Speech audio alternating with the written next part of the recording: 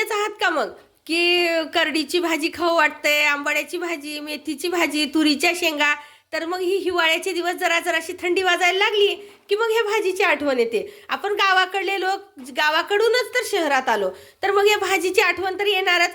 तर मग ही भाजी आज आईने केलेली आहे, करडीची भाजी. मस्त भाकरी आणि करडीची भाजी तुम्हालाही खायची आहे. मग तर चला मग बघूया आईची पद्धतीने, आई कशा पद्धतीने केलेली आहे करडीची भाजी ती बघूया. चला, मस्त प्रवासाला 15 दिवस सुद्धा खराब होणार नाही अशी ही भाजी आहे. नमस्कार, सर्वांचं मनापासून स्वागत आहे आणि सर्वांना श्री स्वामी समर्थ. तर बघू शकता मस्त हिरवीगार गावरान करडीची भाजी. ही तर सर्वांना माहितीच असते, तरी ह्याचे भरपूर सारे गुण आहेत. ज्यांना अन्न खाऊ वाटत नाही त्यांना अन्न खाऊ वाटेल ही भाजी बघितल्यानंतर आणि खाल्ल्यानंतर ह्याचे भरपूर फायदे आहेत. तर ही भाजी तोंडाला चव आणते.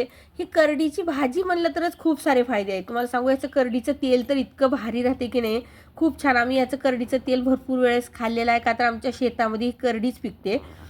तर ही बघू शकता मस्त अशी करडीची भाजी आहे, ताजी ताजी आणलेली, एकदम छान अशी बघू शकता तुम्ही.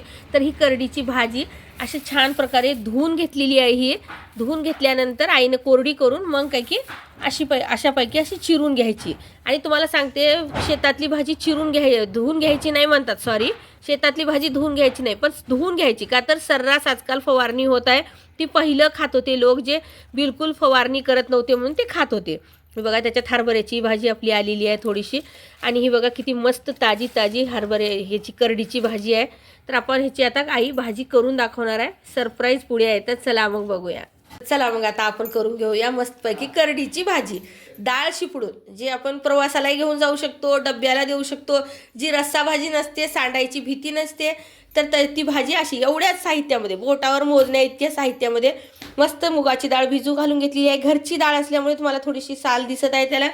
आणि करडीची भाजी पहिल्या सुरूलाच धुवून घेऊन मग पुन्हा चिरायची असते, याचं नाहीतर ही पानचट होते. ही बघा अशा प्रकारे आईनं पहिलंच धुवून घेऊन नीट करून दाखवलेली आहे मी. आणि मग काय की आता ही अशी चिरून घेतलेली आहे.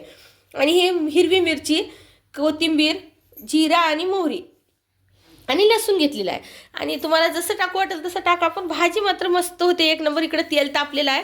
आता जिरा आणि मोहरी टाकून घेतलेला आहे. हे बघा, लसूण सुद्धा टाकून घ्यायचं. कुणी कुणी हिरव्या मिरचीचा ठेसा टाकतात, पण काही प्रॉब्लेम असल्यामुळे खात नाहीत कोणी कोणी घरामध्ये, म्हणून अशा प्रकारे आईने हिरवी मिरची टाकलेली आहे. थोडंसं लाल मिरची पावडर सुद्धा टाकू शकतो, ह्याची काही चव बदलणार नाही, काही होणार नाही. बघू शकता मस्त डाळही टाकून घ्यायची त्याच्यामध्ये. आमच्या भागामध्ये आम्ही जशा प्रकारे करतो ना तसं दाखवत आहे. काही भागामध्ये भाजी टाकल्याच्या नंतर वरून डाळ टाकतात आणि खूपच कमी इतकुशी डाळ टाकतात, पण आमच्याकडे खूप भारी डाळ जास्त लागते. त्यामुळे ही बघा, बघू शकता अशी डाळ टाकायचं.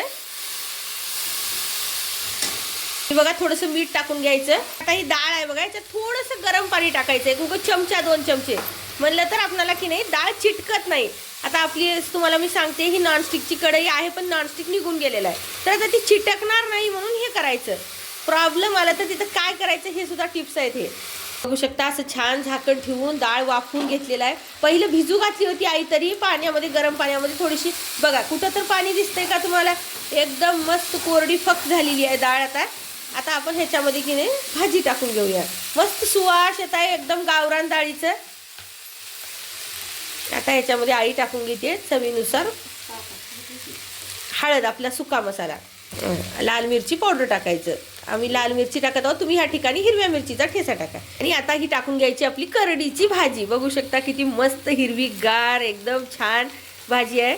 ही अशी भाजी छान टाकून घ्यायची. बघायला तुम्हाला कढईवर दिसत असेल, आता थोड्या वेळात तुम्हाला दाखवेन ही केवढी होऊन जाते छान. हे बघा, मिक्स करून घ्यायची. आता खरं डाळीला चव येते, नाहीतर काय होतंय माहिती आहे काय, तुम्ही भाजीच्या वरती डाळ टाकलं ना तर ती डाळ कच्ची कच्ची नसतं, धुतल्यासारखी लागते.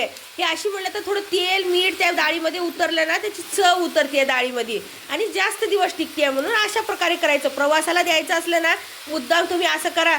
माणूस प्रवासाला जाऊन घरलाच येईल, पण त्याची डाळ खराब होणार नाही असं काय होऊन राहते डाळ. तुम्ही बघा एक वेळा आमच्याही पद्धतीनं करून, ही खास पद्धत आहे अशी. भाजी किती चोपून गेली बघितलो का पटकन. आता टाकायचं चवीनुसार मीठ. आणि तुम्ही बघू शकता ही पौष्टिक हेल्दी आहे. तुम्हाला सांगू का मी, ह्याच्यामध्ये भरपूर सगळं काही आहे. ह्याच्यापासून तेल काढतात करडीचं आणि ते तेल जेव्हा बाळंतिणीला वापरतात तर ह्या भाजी अशी असते की हिच्या अंगचंच पाणी तिला सुटतंय आणि तुम्ही जरा त्याला छान दमू द्या, वाफ निघू द्या. ही बघा डाळ कशी झालेली आहे बघा तुम्ही, झाली की नाही मस्त मऊ. इतक्या लवकर शिजते आमच्या गावाकडली डाळ अशी असते. तर अशी छानपैकी दमू द्यायचं आता या भाजीला. आणि मी आपण काय म्हणत होतो की बाळंतिणीला सुद्धा ही करडीची भाजी देतात, सपक लाल मिरची पावडर घालून देतात, हिरवी मिरची घालत नाहीत. तर ही इतकी चांगली असते करडीची भाजी. ह्याचं तेलसुद्धा खूप महत्त्वाचं असते. ज्यांना भूक लागत नाही त्यांना भूक लागेल आणि ज्यांना अन्न पचत नाही त्यांना अन्नसुद्धा पचेल. पोटाचे रोग कोणते असले तर ते सुद्धा कमी होतात. तर ही करडीची भाजी तुम्ही सुद्धा नक्की करून खा आणि कशी झाली होती ते मला नक्की सांगा. व्हिडिओ आवडला तर लाईक करा, शेअर करा, सबस्क्राईब करा आणि हाईप आहे जे पॉईंट जर तुम्हाला व्हिडिओ आवडला तरच हाई पॉईंटसुद्धा नक्की द्या. धन्यवाद. श्री स्वामी समर्थ.